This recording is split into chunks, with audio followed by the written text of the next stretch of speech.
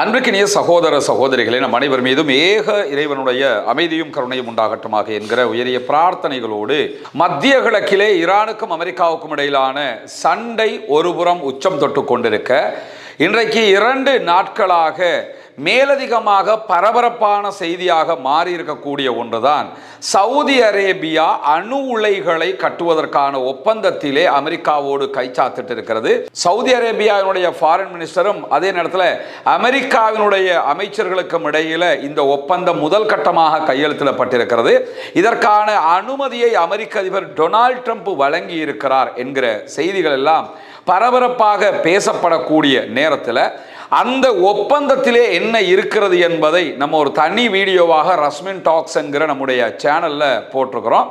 பார்க்காதவர்கள் அதை பார்த்துக் கொள்கிற போது அந்த ஒப்பந்தத்தில் என்னவெல்லாம் இருக்கிறது என்பது விலாவாரியாக அதிலே பேசப்பட்டிருக்கிறது. இந்த நிலையில தான் இன்றைக்கு இந்த ஒப்பந்தம் தொடர்பாக சர்வதேச அளவில் பேசுபொருளாக இது மாறியதோட, வழமை போன்று அமெரிக்க அதிபர் டொனால்ட் ட்ரம்ப் தன்னுடைய சில கருத்துக்களை தன்னுடைய சோசியல் ட்ரூத் பக்கத்திலே சொல்லி இருக்கிறார். அவர் தெரிவித்திருக்கக்கூடிய கருத்துக்கள்ல மிக முக்கியமான ஒரு கருத்து என்னன்னு கேட்டா, சவுதி அரேபியா ஆப்ரஹாம் ஒப்பந்தத்தில் இணைவதை பொறுத்துத்தான் அவர்களுடைய நாட்டுக்குள் இந்த அணு உலை அமைப்பது தொடர்பான அணுசக்தி ஒப்பந்தம் அமையும் என்று ட்ரம்ப் சொல்லி இருக்கிறார். இது உண்மையா பொய்யா என்பதை பார்ப்பதற்கு முன்பதாக, இந்த ஆப்ரஹாம் ஒப்பந்தம் என்னன்னு கேட்டா, இஸ்ரேலை தனி நாடாக அங்கீகரிப்பது. ஆல்ரெடி மத்திய கிழக்கில் இருக்கக்கூடிய நாடுகள்ல UAE இஸ்ரேலை தனி நாடாக அங்கீகரிச்சிருக்கிறாங்க. அதே மாதிரி பஹ்ரைன் தனி நாடாக அங்கீகரித்திருக்கிறது. இதற்கு முன்பதாகவே ஈஜிப்ட், அதே போன்று டர்க்கி ஆகிய நாடுகள் எல்லாம் தனிநாடாக அங்கீகரிச்சிருக்கிறாங்க. அமெரிக்க அதிபர் டொனால்ட் ட்ரம்பினுடைய இந்த ஆப்ரஹாம் ஒப்பந்தத்திற்கு பிறகு தனிநாடாக அங்கீகரித்தவைகள் தான் UAE, பஹ்ரைன், மொரோக்கோ ஆகிய நாடுகள். இந்த நாடுகளை தவிர்த்து வேறு எந்த அரபு நாடுகளும் இஸ்ரேலை தனிநாடாக அங்கீகரிக்க மறுத்து கொண்டிருக்கின்றன. அதற்கு அவர்கள் விதிக்கக்கூடிய நிபந்தனையே, பாலஸ்தீனத்தை இஸ்ரேல் தனிநாடாக ஏற்றுக்கொண்டால் இஸ்ரேலையும் ஒரு தனிநாடாக நாங்கள் ஏற்றுக்கொள்வதற்கு தயாராக இருக்கிறோம் என்பதுதான். ஆனால் அமெரிக்க அதிபர் டொனால்ட் ட்ரம்ப் என்ன பார்க்கிறாருன்னா, பாலஸ்தீனம் தனிநாடாக ஆக வேண்டிய தேவையில்லை, ஆனால் இஸ்ரேலை தனிநாடாக அரபு நாடுகளை அங்கீகரிக்க வைக்கணுங்கிறதுல உறுதியாக இருக்கிறாரு. இந்த சம்பவத்தை அடிப்படையாக கொண்டுதான் ஆப்ரஹாம் ஒப்பந்தம். ஆப்ரஹாம் ஒப்பந்தத்தை ஏற்றுக்கொண்டால் இஸ்ரேலை தனிநாடாக ஏற்றுக்கொள்கிறோம் என்று அர்த்தமாகிவிடும். இந்த இடத்துல அமெரிக்க அதிபர் டொனால்ட் ட்ரம்ப் அணுசக்தி ஒப்பந்தம் தொடர்பான சவுதி அரேபியாவோடு செய்து கொள்ளப்பட்டிருக்கக்கூடிய உடன்படிக்கை தொடர்பில் பேசுகிற நேரத்தில் தான், ஆப்ரஹாம் ஒப்பந்தத்தில் அவர்கள் இணைவதை பொறுத்துத்தான் இந்த ஒப்பந்தம் முன்னெடுத்து செல்லுகிற செயல்பாடுகள் அமையும் என்று சொல்லி இருப்பது மட்டுமல்லாமல், சவுதி அரேபியாவை பற்றி பேசுகிற நேரத்தில் அமெரிக்காவுக்கும் சவுதி அரேபியாவுக்கும் இடையிலான இந்த ஒப்பந்தத்தின் கீழ் எந்த ஒரு மூலப்பொருளையும் செறிவூட்டுவதற்கு அவர்களுக்கு அனுமதி இல்லை என்றும் சொல்லப்பட்டிருக்கிறது. இந்த மூலப்பொருள்னா என்ன, செறிவூட்டுவதனால் என்னங்கிறத பார்க்கறதுக்கு முன்பதாக, இவருடைய இந்த அறிவிப்பு வந்த அடுத்த கணமே அணுசக்தி ஒப்பந்தம் தொடர்பாக ஆப்ரஹாம் உடன்படிக்கையில் சவுதி அரேபியா இணைவதற்கான வாய்ப்பை நெதன்யாகு வரவேற்கிறார் என்கிறது இஸ்ரேலுடைய பிரதமர் அலுவலகம். இஸ்ரேலிய பிரதமர் பெஞ்சமின் நெதன்யாகுனுடைய அலுவலகத்தால் வெளியிடப்பட்டிருக்கக்கூடிய அறிவிப்பில், சவுதி அரேபியா இஸ்ரேலை தனிநாடாக அங்கீகரிக்கிற ஆப்ரஹாம் ஒப்பந்தத்தில் இணைந்தால் மத்திய கிழக்கில் அமைதிக்கான ஒரு வரலாற்று சிறப்புமிக்க முன்னேற்றமாக இருக்கும் அப்படின்னு சொல்லி இஸ்ரேலிய பிரதமர் பெஞ்சமின் நெதன்யாகு சொல்லியிருக்கக்கூடிய செய்திகளை நம்ம பார்க்க முடியும். மத்திய கிழக்கில் இஸ்ரேலை தனிநாடாக அங்கீகரிச்சா தான் அமைதி திரும்பும் என்கிறது முதல்ல எவ்வளவு வடிகட்டி ஒரு பொய்யாக இருக்கும். மத்திய கிழக்கில் எல்லா பிரச்சனையும் உண்டாக்குறதே இந்த அயோக்கிய நாடுகள் தான். அப்படி இருக்கும்போது எப்படி அவர்களை தனிநாடாக அங்கீகரித்தால் மட்டும் அமைதி திரும்பிவிடும் என்று அவர்கள் சொல்ல முடியும் என்கிற கேள்விகள் எழுகிற நேரத்தில் தான் ட்ரம்பினுடைய இந்த கருத்துக்களுக்கு பகிரங்கமாக இதுவரைக்கும் ரியாத் எந்த பதிலையும் சொல்லவில்லை. சவுதி அரேபியா எந்த ரிப்ளையையும் இதுக்கு சொல்லலை. ஆனால் போடப்பட்டிருக்கக்கூடிய ஒப்பந்தத்தின் பிரகாரம் பதில் சொல்லலைன்னா கூட எந்த பிரச்சனையும் இல்லை. சவுதி அரேபியாவுடைய தெளிவான ஸ்டாண்டு என்னன்னு சொன்னா, இஸ்ரேலை தனிநாடாக அங்கீகரிப்பதாக இருந்தால் அதற்கு முன்பதாக இஸ்ரேல் பாலஸ்தீனத்தை தனிநாடு என்று அறிவித்து அவர்களுடைய உரிமைகளை கொடுத்து விட வேண்டும். அப்படி கொடுத்துட்டாங்கன்னு சொன்னா தான் நாங்க இஸ்ரேலை அங்கீகரிப்போம் என்கிற தெளிவான நிலைப்பாட்டில் இருக்கக்கூடிய சூழல்ல அந்த நிலைப்பாட்டை சவுதி எந்த இடத்திலும் மாற்றியதாக அறிவிக்காத போது அந்த நிலைப்பாட்டுக்கு மாற்றமாக சவுதி இருக்கிறாங்க, மாறிட்டாங்க என்கிற கருத்துக்களுக்கு யாரும் போக முடியாதுன்னா சவுதியினுடைய ஸ்டாண்டு தெளிவாக இருக்கிறது என்பதை நம்ம புரிந்து கொள்ள முடிகிறது. இதே நேரத்தில் அணுசக்தி ஒப்பந்தத்தில் என்ன இருக்குது என்பதை நம்ம தெரிஞ்சுக்கிறோம். தனி வீடியோவாக போட்டிருக்கிறோம், அதில் நீங்கள் முழுமையான தகவல் பார்த்து கொள்ள முடியும். முதல்ல ஒன்று புரிஞ்சுக்கிறங்க, இந்த அணுசக்தி ஒப்பந்தத்துக்கு சவுதி அரேபியாவுக்கு ஏன் அமெரிக்க அதிபர் டொனால்ட் ட்ரம்ப் அனுமதி கொடுக்கிறார் என்கிற ஒரு கேள்வியும், அதே போன்று கொடுக்கப்பட்ட அனுமதி உலகத்தில் மற்ற நாடுகளுக்கு எல்லாம் அமெரிக்கா என்ன அனுமதியை கொடுத்ததோ அதை விட பல வித்தியாசங்களை கொண்ட ஒரு அனுமதியாக இருக்கிறது. ஏன் இவ்வளவு விட்டுக் கொடுப்புகளோடு இந்த அனுமதி கொடுக்கப்படுதுன்னா முதல் காரணம் என்னன்னு கேட்டா, சவுதி அரேபியாவோடு செய்து கொள்ளப்படுகிற இந்த ஒப்பந்தத்தின் பின்னணியில் இருக்கக்கூடியவர் டொனால்ட் ட்ரம்பினுடைய மருமகன் ஜார்ஜ் குஷ்னர். இந்த ஜார்ஜ் குஷ்னருக்கு சொந்தமான, ஜார்ஜ் குஷ்னருக்கு ரொம்ப ரொம்ப நெருக்கமான கம்பெனிகள் தான் இந்த செயல்பாட்டை, கன்ஸ்ட்ரக்ஷன் செயல்பாடுகளை எதிர்காலத்திலே முன்னெடுக்க இருக்கின்றன. எனவே என்னுடைய மருமகனுக்காக சவுதி என்ன சொன்னாலும் கேட்டுக்கிட்டு தலையாட்டுகிற இடத்தில் அமெரிக்க அதிபர் டொனால்ட் ட்ரம்ப் இருக்கிறாரு.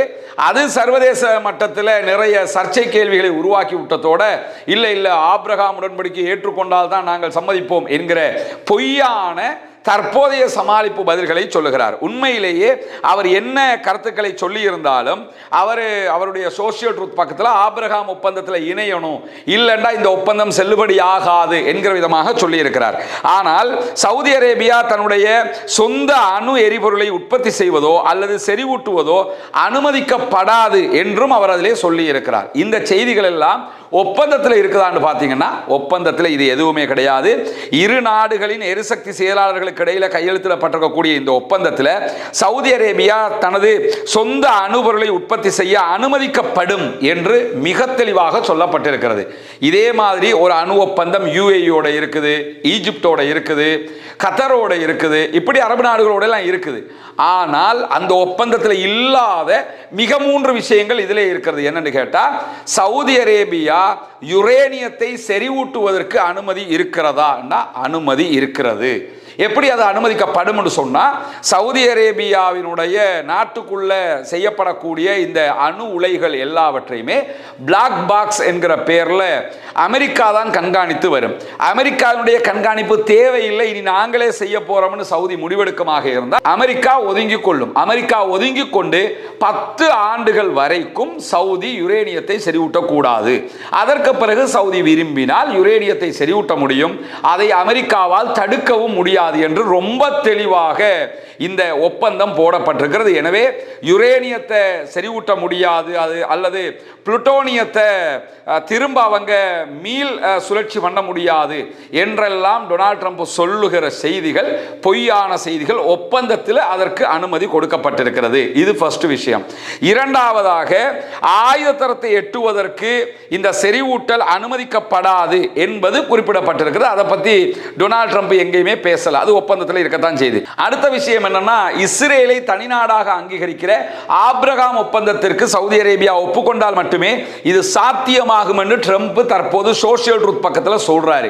ஆனா ஒப்பந்தத்தை பொறுத்தவரையில இது தொடர்பாக அசல் ஒப்பந்தத்தில் எந்த ஒரு குறிப்பும் கிடையாது அப்படின்னு சொல்லி மிக தெளிவாக இன்றைக்கு அல் ஜசீராவினுடைய ஆய்வு தொகுப்பை நம்ம பார்க்க முடியும். ஏற்கனவே நம்ம தனி வீடியோ பேசுகிற நேரத்தில் கூட அந்த ஒப்பந்தத்தினுடைய பகுதிகளில் இது இல்லை என்று சொல்லி நியூயார்க் டைம்ஸ், அதே போன்று வால் ஸ்ட்ரீட் ஜேர்னலுடைய தகவல்களை கொண்டு அந்த வீடியோவில் நம்மளும் சொல்லி இருக்கிறோம். எனவே ஒப்பந்தத்தில் இப்படியான ஒரு செய்தி இல்லை. இந்த ஒப்பந்தத்தை பொறுத்தவரை 1, 2, 3 எக்ரிமெண்ட் என்று தான் இந்த எக்ரிமெண்ட் அழைக்கப்படுகிறது தவிர ஆபிரகாம் எக்ரிமெண்ட்டுக்கும் இதற்கும் எந்த சம்பந்தமும் இல்லை.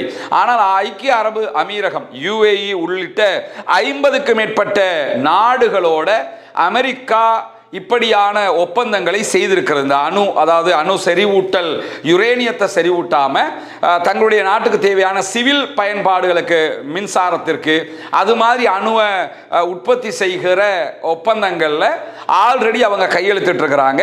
இந்த ஒப்பந்தங்களை பொறுத்தவரையில் இந்த ஒப்பந்தங்களுக்கும் சவுதி அரேபியாவினுடைய ஒப்பந்தத்துக்கும் இடையில் இருக்கக்கூடிய வித்தியாசமே என்னன்னு கேட்டா, இப்பொழுதுதான் யுஏஇக்கு அணு செறிவூட்டுவதற்கான, குறிப்பாக யுரேனியத்தை செறிவூட்டுவதற்கான அனுமதியை கொடுத்திருக்கிறது அமெரிக்கா. ஆனாலும் அந்த செறிவூட்டல் முறைகளை கண்காணிப்பதற்கு சர்வதேச அணுத்தடுப்பு முகமைக்கு அனுமதி இருக்கிறது. ஆனால் சவுதி அரேபியாவை பொறுத்தவரையில் செறிவூட்டுவதற்கும் அனுமதி இருக்கிறது. எப்படி செறிவூட்டுகிறார்கள் என்பதை கண்காணிப்பதற்கு அமெரிக்காவும் சவுதி அரேபியாவும் நியமிக்கிற ஒரு குழுவால் தான் முடியுமே தவிர சர்வதேச அணுத்தடுப்பு முகமையால் கண்காணிக்க முடியாது என்பது மிக தெளிவாக இருக்கக்கூடிய ஒன்றாக நம்ம பார்க்க முடியும். எனவேதான் இந்த ஒப்பந்தம்ங்கிறது சவுதி அரேபியாவுக்கு 3 விதமான நன்மைகளை கொடுக்கிறது. ஒன்று, சவுதி நினைத்தால் ஆயுத தரத்திற்கு அணு ஆயுதத்தை உற்பத்தி செய்வதற்கான யுரேனியத்தை செறிவூட்ட முடியும். ஏற்கனவே நான் சொன்ன மாதிரி அந்த 10 வருஷ கால இடைவெளிக்கு பிறகு செய்ய முடியும். இரண்டாவதாக, ஆப்ரஹாம் ஒப்பந்தத்திற்கும் இந்த ஒப்பந்தத்திற்கும் எந்த சம்பந்தமும் கிடையாது. பாலஸ்தீனத்தை தனிநாடாக அங்கீகரிச்சா மட்டும்தான் சவுதி அரேபியா இஸ்ரேலை தனிநாடாக அங்கீகரிப்போம்ங்கிறதுல மிக தெளிவாக இருக்கிறார்கள்.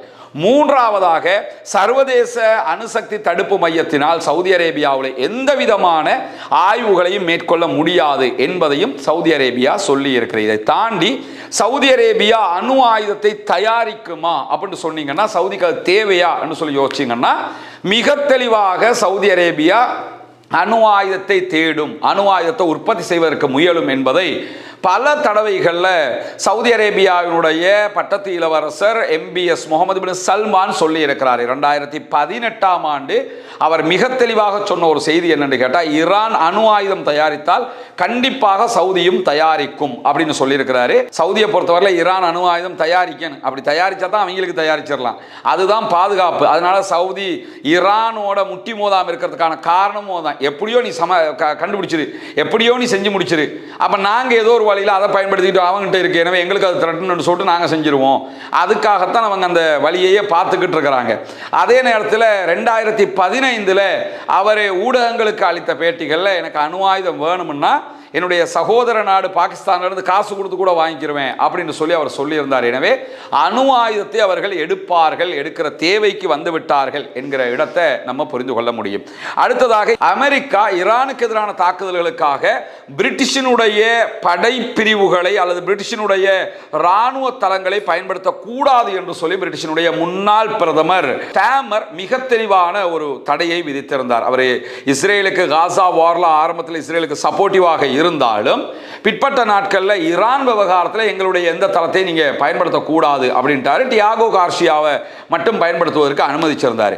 ஆனால் புதிய பிரதமராக வந்திருக்கக்கூடிய ஆண்டி பர்ஹாமை பொறுத்தவரையில் அவர் ஈரானுக்கு எதிரான தாக்குதல்களுக்கு தங்களுடைய நாட்டின் தளங்களை அமெரிக்கா பயன்படுத்த முடியும் என்று அறிவித்திருக்கிறார். இதனை இன்றைக்கு ஈரான் மிக கடுமையாக கண்டித்திருக்கிறது. ஈரானுக்குள்ள 1953ஆம் ஆண்டு ஆட்சி கவிழ்ப்பு உட்பட ஈரானுக்கு எதிரான இங்கிலாந்தினுடைய பல கடந்த கால மோசடி சூழ்ச்சிகளை எல்லாம் பட்டியலிட்டிருக்கக்கூடிய ஈரான், எங்களுடைய இறையாண்மையை பாதுகாப்பதில் மிக உறுதியாக இருப்போம் என்று சொல்லியிருக்கிறார்கள். எனவே எங்கள் நாட்டை தாக்குவதற்கு யாரெல்லாம் முயற்சிக்கிறார்களோ, அதற்கு அனுமதிக்கிறார்களோ, இடம் கொடுக்கிறார்களோ அவர்களையும் நாங்கள் தாக்குவோம் என்று சொல்லியிருக்கிறார்கள். இது சாத்தியப்படுமான்னு பார்த்தீங்கன்னா நிச்சயமாக சாத்தியப்படும். ஈரான் பிரிட்டிஷினுடைய இராணுவ தளங்களை தாக்கலாம். பிரிட்டிஷுக்கு உள்ளதான் தாக்கணும். பிரிட்டிஷில் இராணுவ தளங்கள் மிடில் ஈஸ்டுக்குள்ள இருக்கக்கூடிய தளங்களை தாக்கி பிரிட்டிஷுக்கு அவங்க பதிலடி கொடுக்கலாம். செங்கடல்லையும் ஹொர்முஸ்லையும் பிரிட்டிஷினுடைய கப்பல்களை தாக்கி அவர்கள் பதிலடி கொடுக்கலாம். இதையெல்லாம் தாண்டி டியாகோ கார்ஷியா மேல 4000 கிலோமீட்டர் தாண்டி ஆல்ரெடி ஈரான் வார்ல தாக்குதல் நடத்தி இருக்கிறாங்க. ஈரான் இடத்துல 4000 கிலோமீட்டர் தாண்டி தாக்குகிற ஏவுகணைகள் இருக்கிறது என்பதை நிரூபித்த ஒரு தாக்குதலாக அந்த தாக்குதல் அமைந்திருந்தது. எனவே ஈரான் டியாகோ கார்ஷியாவுக்கு அட்டாக் பண்ணாங்கன்னு, அந்த தீவை அட்டாக் பண்ணினாலும் அவங்க பிரிட்டிஷை அட்டாக் பண்றாங்கன்னு அர்த்தமாகிரும். இது அப்படியே மாறி பார்த்தீங்கன்னு சொன்னா, ஈரான்ல இருந்து டியாகோ கார்ஷியா என்கிற 4000 கிலோமீட்டரை ஈரான்ல இருந்து வெஸ்ட் நாடுகள் அப்படின்னு சொல்லி பார்த்தீங்கன்னா, கண்டிப்பாக ஈரான்ல இருந்து பிரிட்டிஷுக்குள்ளேயே ஏவுகணை தாக்குதல் நடத்துகிற அளவுக்கு ஈரானுக்கு பலம் இருக்கிறது. எனவே ஈரான் பிரிட்டிஷை நாங்கள் தாக்குவோம் என்பதை இன்றைக்கு வெளிப்படையாக சொல்லியிருக்கக்கூடிய செய்திகளும் வெளியாகி இருக்கிற அதே நேரத்தில், ஈரான் மீதான அமெரிக்க இஸ்ரேலிய யுத்தம் என்பது உடனடியாக பேச்சுவார்த்தை மூலமாக தீர்க்கப்படாவிட்டால் அனைவரையும் தோல்வியடைய செய்யும் என்கிற செய்திகளை இன்றைக்கு துனிசியாவுக்கான அமெரிக்காவினுடைய முன்னாள் தூதுவராக செயல்பட்ட ஜோயி ஹூட் வெளியிட்டிருக்கக்கூடிய அதிர்ச்சிகரமான செய்திகளை நம்ம பார்க்க முடியும். ஏன்னா துனிசியாவுக்கான அமெரிக்காவினுடைய முன்னாள் தூதுவர் இவர். அமெரிக்காவினுடைய முன்னாள் தூதுவர்கள் கூட அமெரிக்காவுக்கு எதிராக இப்படி பேச மாட்டாங்க. ஆனால் இன்னைக்கு அவர் வெளிப்படையாகவே பேசியிருக்கிறாரு.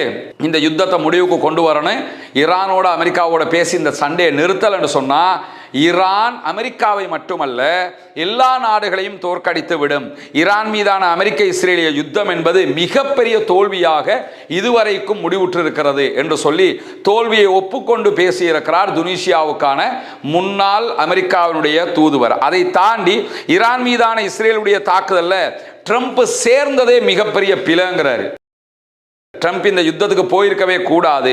அண்டை நாடுகள் உட்பட தெஹ்ரானுடைய பதிலடி நடவடிக்கைகள் எதிர்மறையான நிலைமைகளை ஏற்படுத்துவதாக நிரூபிக்கப்பட்டிருக்கிறது என்கிற செய்திகளையும் இன்றைக்கு துனிசியாவுக்கான அமெரிக்காவின் முன்னாள் தூதுவர் சொல்லுகிறார். அதே நேரத்தில் வளைகுடா அரபு நாடுகளோட எந்த பேச்சுவார்த்தையும் நடத்தாம ஈரானுடைய பதிலடி எப்படி இருக்கும் என்பதை பற்றி எந்த விதமான ஆய்வுகளையும் நடத்தாம இஸ்ரேல்ல பேச்சை கேட்டு இஸ்ரேலோட சேர்ந்து ஈரானோட இந்த யுத்தத்துக்கு போனதினூடாக ட்ரம்ப் மிகப்பெரிய பிழையை செய்து விட்டார் என்று ஒரு மிகப்பெரிய ராஜதந்திரி அமெரிக்காவுக்கு எதிராக பேசியிருக்கக்கூடிய செய்திகள் இன்றைக்கு வெளியாகி இருக்கிற அதே நேரம் இன்றைக்கு மேலதிகமாக வெளியாகி இருக்கக்கூடிய இன்னும் ஒரு முக்கியமான செய்தி என்னன்னா 30% குறைவானவர்கள் மட்டும்தான் அமெரிக்காவிலே ஈரான் மீதான அமெரிக்க தாக்குதலை ஆதரிக்கிறார்கள் என்கிற செய்தி. நேற்று தான் அமெரிக்க அதிபர் டொனால்ட் ட்ரம்ப் என்ன சொன்னாருன்னா, அமெரிக்காவில் பெட்ரோல் விலை கூடுதுங்கிற கவலைகள் மக்களுக்கு இருந்தாலும் ஈரானை அடிக்கணுங்கிறதுல உறுதியாக இருக்காங்க. நிறைய அப்படி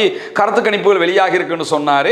அப்படி எந்த கருத்து கணிப்புமே வெளியாகலை. ஆனால் இன்றைக்கு வெளியாகி இருக்கக்கூடிய கருத்து கணிப்பு பிரகாரமும் 30% குறைவான மக்கள் மட்டும்தான் ஈரான் மேலே அமெரிக்கா நடத்துகிற யுத்தம் தேவைதாங்கிறாங்களே தவிர 70% மேற்பட்டவர்கள் மிக தெளிவாக இந்த யுத்தம் நிறுத்தப்பட வேண்டும் என்பதைத்தான் சொல்லிக் கொண்டிருக்கிறார்கள்.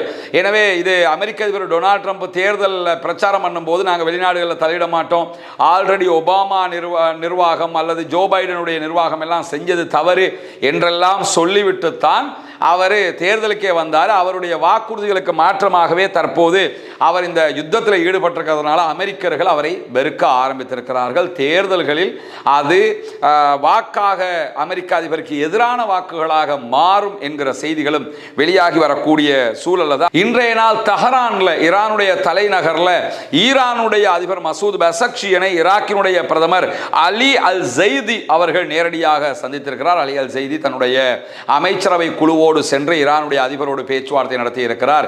முன்னையெல்லாம் அமெரிக்கா சொன்னாலே சரின்னு தலையாட்டக்கூடியவங்க இப்ப ஈரான்கிட்ட கேட்காம எதையும் செய்ய மாட்டோம்ங்கிற அளவுக்கு நிலைமை மாறி இருக்கிறது. அமெரிக்காவோடு செய்த ஒப்பந்தங்களை பற்றியெல்லாம் ஈரானுடைய அதிபருக்கு புரிய வைத்திருக்கிறார் ஈராக்கினுடைய பிரதமர். அதை தாண்டி இருதரப்பு உறவுகள், பொருளாதார ஒத்துழைப்பு, பிராந்திய பாதுகாப்பு குறித்தெல்லாம் பேச்சுவார்த்தை நடத்தி இருக்கிறோம் என்று ஈராக்கினுடைய அதிபர் இன்றைக்கு ஊடகங்களுக்கு பேசும்போது சொல்றது மட்டுமல்லாம ஈராக்கு அதே போன்று ஈரானுடைய பாதுகாப்பு இரண்டுமே பின்னி பிணைந்திருக்கிறது என்று சொல்லி அவருடைய கருத்துக்களை அவர் தெரிவித்திருக்கிறார்.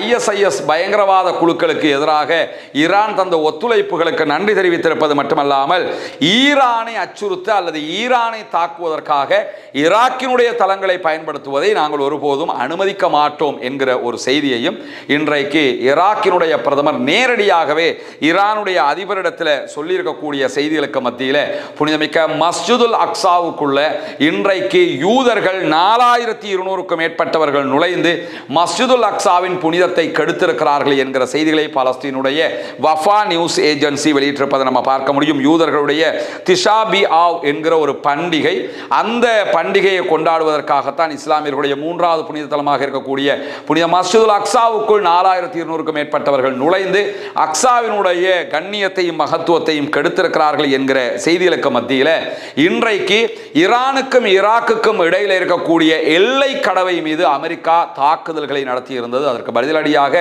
ஈரான், ஜோர்டான், குவைத் மீதெல்லாம் தாக்குதல்களை நடத்துகிற அதே தொடர்ல இன்றைய நாளில் ட்ரோன் தாக்குதல் ஒன்றை நடத்தி இருக்கிறார்கள். அப்தாலி எல்லை கடவை வழியாக கடக்கக்கூடிய இடத்தின் மீது தாக்குதல் நடத்தப்பட்டிருக்கு. அப்தலி என்பது குவைத்தினுடைய ஜொஹரா என்கிற மாகாண பகுதிகளில் இருக்கக்கூடிய ஈராக்கையும் குவைத்தையும் இணைக்கக்கூடிய ஒரு கடவை. அந்த கடவை பகுதிகள் மீது தான் இன்றைக்கு ஈரானுடைய ஆளில்லா விமான தாக்குதல்கள் நடத்தப்பட்டிருக்கிறது. இது அமெரிக்காவுக்கு பதிலடியாக நடத்தப்பட்டிருக்கக்கூடிய செய்தியாக இருக்கக்கூடிய நிலையில் இன்றைய நாள் ஹவுத்தீஸ் ஒரு முக்கியமான அறிவிப்பை விடுத்திருக்கிறார்கள். தொடர்ந்து சவுதி அரேபியா ஹூத்திகள் மீதான, யமன் மீதான முற்றுகையை விதிக்குமாக இருந்தால், ஹூத்திகள் மீது தாக்குதல்களை நடத்துமாக இருந்தால் சவுதி அரேபியாவின் அரம்கோ எண்ணெய் நிறுவனத்தின் மீது தாக்குதல் நடத்துவோம் என்று அறிவித்திருக்கிறார்கள். 2015 அவங்க அப்படி ஒரு தாக்குதல் நடத்தி உடனடியாக சவுதி சவுதி அரேபியா ஹூத்திகளோட பேச்சுவார்த்தை நடத்தி சமாதானத்துக்கு போனதே அதனால தான். அதே மாதிரி இப்பொழுது அரம்கோ மேலே தாக்குதல் நடத்துவோம் என்று எச்சரித்திருக்கக்கூடிய ஹூத்திகள் இன்றைய நாளில் சவுதி அரேபியாவினுடைய 2 கப்பல்கள் மேலே தாக்குதல்களை காலையில் நடத்தியிருந்தார்கள்.